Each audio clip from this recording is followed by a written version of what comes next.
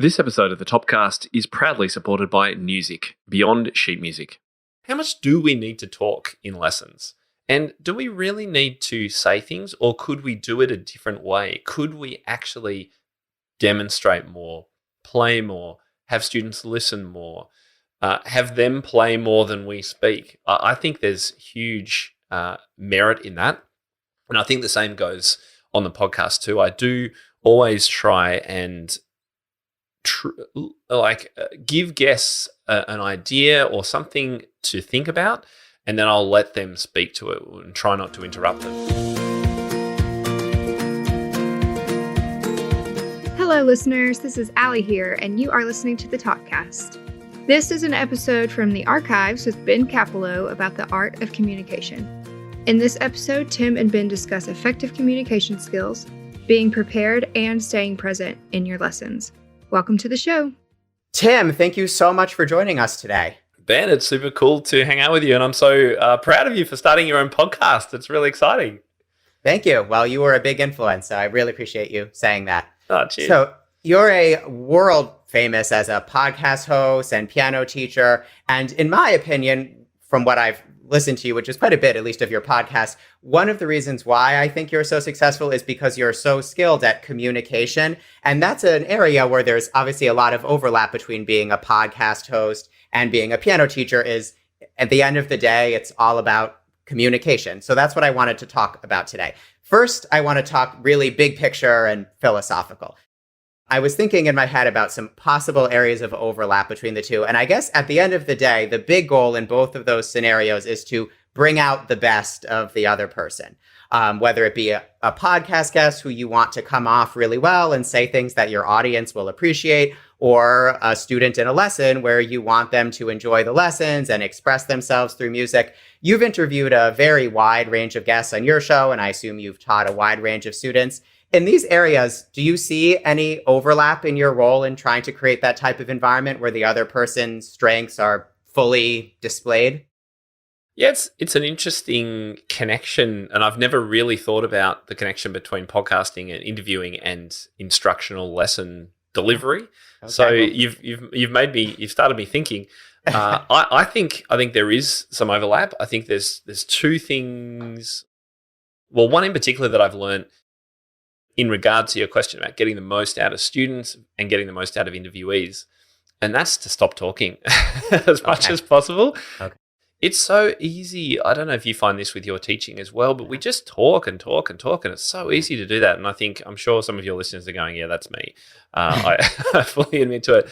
We had a really fun time. I went and spoke at Leela Visser's event in Colorado. Yeah, she's coming on the podcast next month. Ah, fantastic. Yeah. You'll have heaps of fun with her. But when I was over at her place, we thought we'd try a little experiment, and we recorded a Facebook Live of me giving her a lesson without either of us speaking at all for about 15 minutes. So it was kind of demonstration, hand gestures, a lot of listening, a lot of playing, and zero talking. It was the hardest thing I've ever done. And it was the same for her because she and I are big talkers.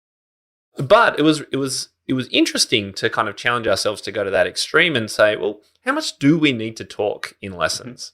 And do we really need to say things, or could we do it a different way? Could we actually demonstrate more, play more, have students listen more, have them play more than we speak? I think there's huge merit in that. And I think the same goes on the podcast too. I do always try and give guests an idea or something to think about, and then I'll let them speak to it and try not to interrupt them. Although some people do comment that I've had a number of comments sort of saying, oh, Tim, you just asked exactly the question that I wanted you to ask that person. And I'll jump in sometimes and interrupt them because there may be something that's a little bit unclear. But other than that, I tend to let them go with the answer. And I think we should do that for our students as well. Let them play. I find that a lot easier, at least in my experience, to do as a podcast host than as a teacher. It's easy if it's a kind of more big personality student who has a lot to say, but with a shy student, can you talk about how that would work in the sense of kind of keeping it student-led and not taking too assertive of a role if the student might be a little meek, at least at first? Yeah. I've taught a number of very shy students and, as you say, very boisterous, very loud students. And it can be a bit of a challenge to bring them out of their shell. And I think one of the things that I have always enjoyed doing is playing along with students that are a little bit more timid as much as I can.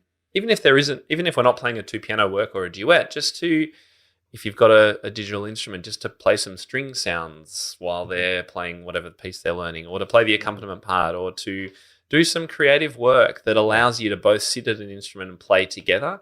That can really give students confidence and also start bringing them out of their shell. But ultimately, I mean, some people are naturally shy, and while over time they're likely to open up to you and become more confident, some people are just a little bit more timid, and there's not a lot you can do except, again, just continuing to not talk too much if you can. Yeah, get them playing. They don't have to talk. But this idea you're saying about how you can allow someone to kind of open up without talking too much sort of reminds me of in conducting. My other job before the pandemic, at least, was as a music director for a theater. And when I first started music directing, I would very aggressively over-conduct, and every single cue would be a huge cue, big gestures. And then after a while, when I started taking more lessons, all the feedback I got was less is more. All you need to do is just move your head the slightest bit up and down. And I found, paradoxically, actually, the most minute gesture had my players play way more expressively than when they were distracted by me and my overconducting. And I think a similar thing is true in teaching to an extent. If you let the student really explore without always inserting yourself at every moment, you can get more of a result in a way. It's the same thing in parenting as well. It's like, if you rant and rave and shout and scream all the time, then it becomes the norm and it has no impact. Whereas if you're really calm and by the way, I'm no highly experienced parent, but I've done it for a few years. Me neither. I'll take your word for it. It's the same in school teaching. I've been a classroom school teacher in my past life, and if you're calm and measured most of the time, it's when you then say that thing that is strong or powerful, or you get a little bit upset or a bit emotional, whatever. That's when it really means something. Right. I've also been a conductor, and I totally agree with that. I went on a conducting course once, and they picked me up because I was kind of tapping my feet and kind of bopping along. They're like, stop! You need to stay calm. Yes, and just look. It's the smallest move of your baton is all that it needs. I don't know if you've seen the YouTube video where Leonard Bernstein is conducting Haydn with only his eyebrows. He drops the whole thing. Yeah. And the players played amazingly. And it shows you just the slightest nudge is in many cases all you need. Although those cynical people amongst us would say, well, maybe that's kind of means that we don't really need conductors. What are they really doing? Well, but it's all about what the eyebrow movement was. But yes, I can see that argument too. So related to this idea of how much to center yourself, that sort of relates to whether that means you need to teach or interview from a neutral place. And so I wanted to talk about building a brand. So in both teaching and podcast interviewing, I've seen some people who kind of aim to be neutral. So in the interview world, there are those news hosts who are objective and don't really insert any of their political opinions. And then in the teaching world, there are teachers who say things like, I teach all styles, all levels, all ages, and they don't necessarily come with an agenda. In your podcast, and you can correct me if you don't agree with this assessment of you, it seems like you do have a brand and you do come from an angle, which is that you want to go beyond the traditional historical approach to piano lessons and move it into something perhaps a little more creative, multi-style with improvising. So I'm interested in if you see any overlap between this idea of when teaching a student or interviewing a guest, how important it is to kind of have a brand as opposed to being kind of neutral and up for anything. I think you've summed up what I believe quite well. So well done, Ben. You've been a listener for a while, which is great. I think it is important. I think in interviewing, you need to be somewhat impartial because if you strongly disagree with whatever the person's saying, you need to stay measured and calm about that and how you approach it. and that can be a challenging kind of thing to do. And I've also been challenged in some of my views. I remember I interviewed John Schmidt from the Piano Guys. That was my first celebrity That's a big name. That was really good fun. Yeah. But I was kind of talking to him about whether classical music's dying, just to put it simply. Are we all going to continue to go to tuxedo piano performances and things like that in the future, or is there a change required, and what's the point, basically? And I was kind of throwing, like, I love classical music, don't get me wrong. When I have an opportunity to play and practice, I'm working on Chopin and romantic music that I love. So I love classical music. I'm just not sure about its ongoing viability in the concert area. And so I brought this up to him, and I thought he'd be all like, yeah, it's all pop, man. It's, classical music's dying or something. But he was actually completely opposite, and he caught me off guard and made me go, and I said, I think, something like, oh, you've really made me rethink this. And we went on and continued the conversation. So I was kind of accepting that, my guest had made me change my opinion on that. So I think coming at whatever teaching you do, the studio that you run, the interactions you have, particularly on a podcast, it's good to have some kind of angle to come from. Because ultimately, if you think about the kinds of people you like listening to or following in the world, they're probably people that have a particular angle or direction that you either like or you can accept is different, or whatever it is. It's people, if you listen to some interviews, that are just kind of, they're almost like a dictionary. They're just kind of getting the facts. Yeah. And not providing any of their own viewpoint to it. I find it a little bit boring, a little bit dull.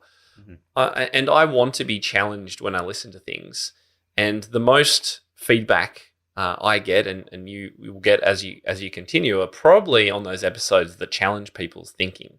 Yeah. And some people will disagree, some people will agree, and that's a good thing, because you've made people think. I want to make people think about what I'm talking about. They may not agree, but if I've got them to go, maybe that, I wonder if that is, I'm going to think about that a bit more. That's a good thing. Have you ever had a similar experience like that happen in your teaching? Like you said that John Schmidt made you rethink some of your approach to podcast interviews. Have you had a similar thing happen with students in your piano studio? I think the most obvious example of that is when I started creating courses for teachers, and I did my first PianoFlix course, which was all about teaching pop. Everyone thought that I was the pop person and I hated everything to do with classical music and everything, which was not quite right. And that I didn't teach technique or scales. And that was not right either. But I kind of ended up in this pop music box, which I've been expanding over time, but that's okay, because I needed to start somewhere. What I also tended to do at that time was assume that my students also wanted to do pop and creativity and didn't really want to do much classical stuff. And while I was still doing it myself, it wasn't what I was pushing on my students. I kind of made an assumption. And the truth is that while some students, that is true, they really don't connect with the older classical music, a lot of them love it. And so my students have taught me again and again the importance of being student-led in my teaching. And that's a huge pillar of what I believe, is that we should take cues from our students about what they want to learn. This will change as the student ages. So a 7-year-old won't make so many decisions as a 17-year-old music student, but having cues from them is really important. So I learned that one of my teen boys that I was teaching at one of the schools I was at just loved Beethoven and wanted to learn all the cool Beethoven tunes that he'd heard on ads and things like that. And so, that was an example, I think, of what you're talking about. Yeah, I had one student where it was exactly like that. When I first started teaching, I think kind of like you, decided, well, my training was very classical and I found it boring at times, so I want to go the opposite direction. And so I assumed every student secretly, although they maybe came for class, what they really wanted was pop. And I had one student where I obsessively pushed pop and was like, request songs, Disney book. And eventually she just complained and she was like, can we please just do classical? And it shows, it goes to your point, I think, about being student-centered. Right. Yeah, so important. And becoming more important, I think, Ben, too, as kids become more worldly, more tech savvy, more driven, more busy. We have to provide elements in our lessons that connect with them at their level and that they want to do, and that is going to allow them to be seen by their friends as that cool piano kid or music kid. Right. These are so important. And so, yeah, I really implore teachers to be flexible in their approach and allow some autonomy from students. Absolutely. I did one interview with, I don't know if you know Courtney Crapple. He's... yeah, we've met. Yeah. Okay. Yeah. We had an interview on this podcast, and he talked about kind of the history of music education research. And he said the only sort of commonality in the last 100 years of research is that all of the data points to student-centered over teacher-centered. And that has been always the case since we started researching any of this. Right. That's great to hear, because I agree and believe on that. And I think back to when I was a student, what did I want to learn? I used to take my piano teacher. I can still remember wanting to learn the Chattanooga Choo Choo. Now, I don't even know. I have one student who requested that. Really? Yes, I just taught that. I cannot believe you just said that, because I had not heard of it before he requested it. This was last month. It's this one 8-year-old boy who requests the most obscure pieces. Yeah. Yeah, I don't even know where I heard it or whatever, but the Glenn Miller Band I got right into, In the Mood, Chattanooga Choo Choo. I wanted to learn all those. And so I'd take them to my teacher, and they were the ones that I practiced and loved. And they were the things that kept me learning all the other stuff that I had to do. I had to eat my veggies on the side. But bring your scores to life with Maestria by Music. Maestria is the first optical music recognition technology powered by artificial intelligence. From a simple picture of a paper score, Maestria can create an interactive live score that you can listen to, speed up, slow down, and transpose. Live scores are compatible with music and any music notation software or digital audio workstation. Find out more about Music and Maestria and create your first live score at music.com/Maestria. That's music, NEWZIK.com/MAESTRIA.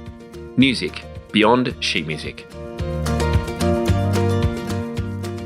Okay, related to this idea of student-centered or interviewee-centered, I wanted to talk about something that I think about all the time, especially in my podcast, which is kind of the overlap of wanting to be prepared, but also wanting to be present. So as interviewers, we may research our interviewees, think about interview questions in advance, but of course, we want to be able to react in real time to what they say and not, as you were kind of alluding to before, feel like we're just going down a pre-planned script that can get kind of dull. And I think it's the same way in piano teaching. We might want a lesson plan, think about teaching objectives, but we also want to be able to adapt during the lesson depending on how the student reacts. Can you comment on your thoughts about the balance in both podcasting and teaching between being prepared but also being present?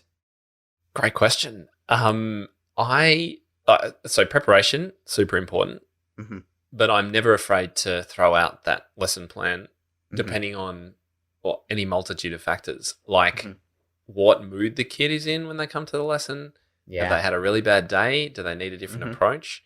Are they really embarrassed that they didn't do any practice? Can we do something different for them? Right. And by the way, don't just set them sight reading for 30 minutes. That's really bad. So really kind of accepting where they're at and then changing things up as you need to. And that's why I love giving teachers lots of short, simple, no music, no stress activities that they can do. Just have up their sleeve. I've seen about the no book beginner method. And that's one of them. Or just a simple chord progression that any student can play and the teacher can play along, and just to pick up when, because kids aren't always ready for what they want to do. So you have to be ready to improvise. And the same happens, as you say, in podcasting. You may be caught off guard by a comment. You may have to bring an interviewee back in line, just as you have to do with some students. I mean, do you have one of those students who just wants to talk to you? And really, it's like, okay, we've chatted for 10 minutes. We need to get to do some work now. Your parents aren't paying me to chat with you. And it's, the same. Sometimes interviewees, hopefully I'm not doing this, but go off on a tangent and speak too much, and you need to kind of bring them back. So you do have to, while you want to follow some kind of outline, I'd call it an outline rather than a plan or, a template. You need to go with the flow and take cues. And so sometimes in a lesson that might be, they're learning a piece of music by, I don't know, Christopher Goldston or whoever it is, modern composer, and it has a really common pop chord progression in it. I can sense it, I can hear it. That would be an opportunity for me, if I had time, to bring that out, pull it out for the student and show them what's going on here. Let's explore this, because this is the kind of thing that takes students into that deeper level of understanding of music. So it's not just reading and playing it, it's reading and then knowing the harmony, knowing the key, knowing the chords, and then making a connection between what this composer's written and what they're listening to on the radio or on Spotify or whatever it is. And that provides huge power. So I would hate to miss that opportunity to go off script and take that chance. But also, it's also one of the reasons why my lessons sometimes end up in a bit of a mess because I love going off on these tangents, and the way I teach, kids kind of like doing that too. So we have to then bring back the structure the next week sometimes.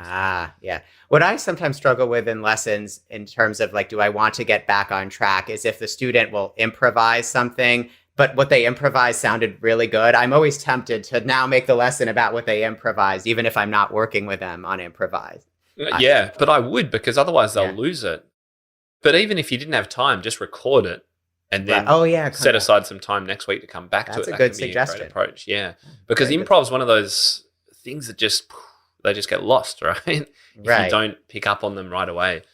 Yeah, and I don't want my students to associate like dabbling at the piano and improv with behavior that we would want to reprimand or shoo away from. And I mean, I want them to do that. So maybe there's times when I want to work with them on something else and they just start improvising, and I would wish they would listen more. But I at the same time like it when they improvise cool sounding ideas. So I like your suggestion about record it and be like, oh, that was a cool idea you just improvised. Let's record it and we'll get back to that either later this lesson or next week. Absolutely. Or give them a task to do. It's like send them that recording and say, can you build on this, or can you work out a left hand, or some chords that go with this if you weren't using chords or something. Like, it could become a little homework task.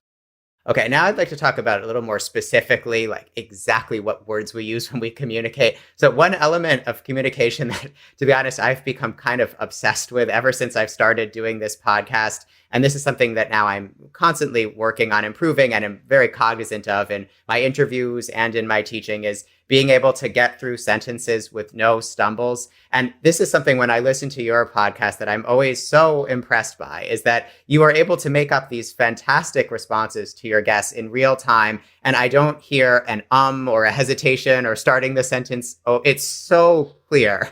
And I always am thinking, how did Tim come up with that off the top of his head, like with no script? So can you talk about how you've learned to communicate with this kind of razor sharp clarity? And do you have any advice for our listeners who want to communicate as clearly as you do with their students or with podcast guests? It's very kind of you, Ben. I don't think anyone's said that as beautifully as you've put it. No, really, I appreciate that. And I don't really think about it, to be honest. I think about it a lot. And we don't edit. We don't edit out my ums and ahs as well. It is. I was wondering that. I've often thought like they must have a really good editor who does that. No, we don't. And I don't like doing that because people want to hear the real person, and they want to hear the real you. You can actually, I listened to a podcast once where they had clearly edited, like gone hyper into editing and had cut it right down, and you could hear the clipping as they edited out every little mistake. And I take the same approach when I record videos. I do a lot of weekly YouTube videos. I do a lot of videos to teach teachers about new products or a new idea that I have.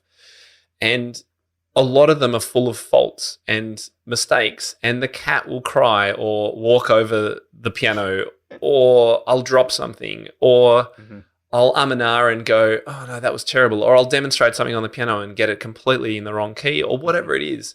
And I don't edit those things out.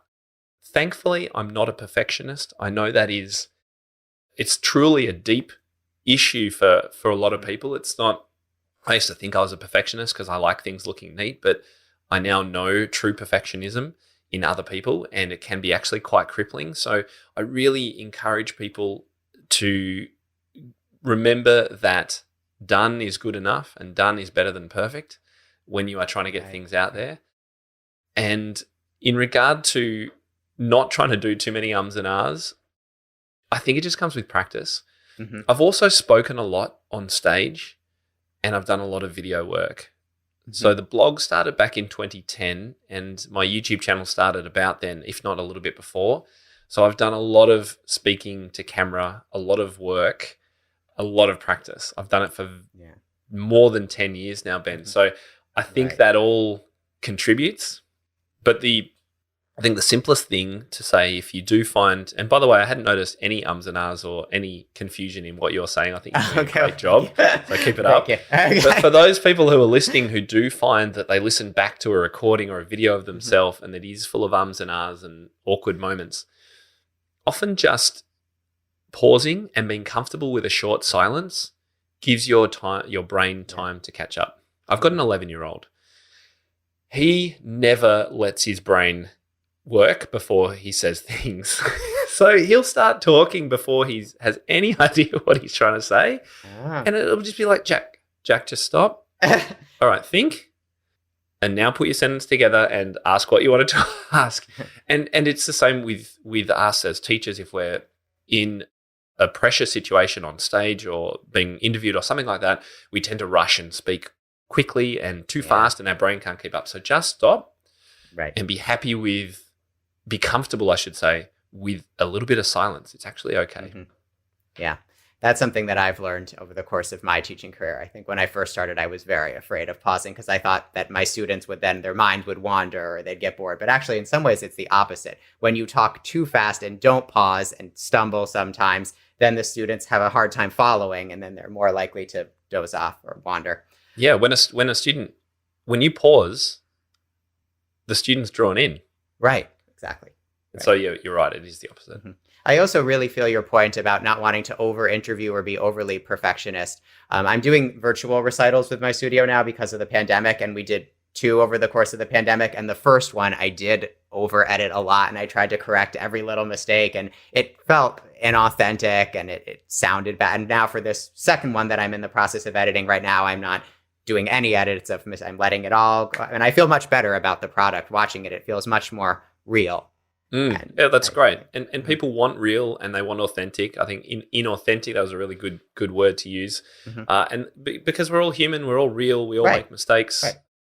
And I think this is an important thing just to mention, Ben, as well, in regard to teaching more generally. Students don't look up to teachers who are perfect and know everything in the same way they may have in the past. Students actually really enjoy teachers who can laugh at themselves, who can make mistakes, who are fallible, who don't know all the answers. They actually respect that more now than perhaps they did before. And so it's another element of why I say to teachers, when you're trying something new, and I'm always encouraging teachers, try this new thing, freshen your teaching with this. What about this? Try these new things. You will have failures. Some of them may be quite epic failures. But it's actually okay. It's good for your students to see that you make mistakes and you learn from them, and you're trying to do things and make yourself better. So imperfect is okay. That's fantastic advice. Really appreciate that. Thank you. Finally, to close off, I would be willing to bet that most, if not all, of the people listening to this podcast are already pretty familiar with your work. But regardless, can you give all of us a sense of what you're up to nowadays and what you're offering at TopMusic, and how everyone can learn more about you and TopMusic? Sure. Yeah. Well, thank you, Ben. We've obviously got the TopCast, which is nearing 1 million downloads, which is very, very cool. Almost 250 episodes. It has been going for 5 years, so don't be too hard on yourself. I started with 0. We all start somewhere. So make sure, have a listen. If you're listening to Ben's podcast and you like podcasts in general, then it's a great way to connect with me each week. But the main way that we really support teachers is through our TopMusic Pro membership. And we've actually got 3 different levels for teachers, depending on how much time they have, what they would like to be involved with. So we've got a light plan. And one of the biggest benefits of our light plan is that teachers can get free sheet music every month from incredible composers around the world. This is one of the best things that we introduced last year. And we're super excited. We've got Chris Goldston. Actually, I mentioned before, he was top of mind because he was one of our recent composers. June Armstrong. We've got Kevin Olsen coming up. fantastic opportunity to get involved with our Light membership. And we've got our Studio membership, which is all our courses and things. So we love teaching teachers and holding their hands while they, as you said right at the beginning, try to teach a little bit more creatively and also support them in their business. Because I don't know about you, Ben, but a lot of teachers, well, either one, they don't have any university level training anyway, or if they did go to university, they didn't really get much business and marketing advice. Yeah. So that's what we really help teachers with. And we do have a top level, which is more about helping teachers build online businesses and passive income streams, which I'm really excited by. Yeah, I really enjoyed, this is not your most recent episode. I think it's the second most recent episode, and I apologize that her name escapes me off the top of my head. I think it was Cara, who is a TopCast member, and the interview was all about how it's helped her in her own studio. And I really enjoyed seeing you interview, just not using this a disparaging way, but a regular teacher who I felt like I could relate to, and about all the benefits she got from a Top Music membership. So yeah, those member spotlights we really enjoy doing because, as you say, it connects with people. It's like, oh, I'm just like Cara. So yeah, that's how I felt listening to the episode. Yeah. So, that's great to hear that, Ben. Thank you. Well, Tim, again, I really, really appreciate you coming on. I mean, in some ways, you're not too fond, but kind of a dream guest. So I'm really thrilled that you decided to come over today, and really appreciate the work you do. Thanks for coming on the podcast. Absolute pleasure. Look forward to when the borders open. Hopefully we can meet at a conference at some stage, Ben. It'd be lovely to catch up with you face to face. I would love that too. And thanks to all of you for listening to All Keyed Up. I'll see you next time. Well, I hope you enjoyed this episode. Next week on the TopCast, we have Top Music Pro member Rebecca Singerman-Knight on the show. She'll be sharing about some really exciting mashups she did with her students during lockdown. Thanks for listening. You've been listening to the TopCast from topmusic.co. For more information about this episode and to find out how to enhance your own teaching, visit topmusic.co. You'll find everything you need for your studio, from lesson plans to cheat sheets, quick win teaching ideas, and guides on how to build your teaching business.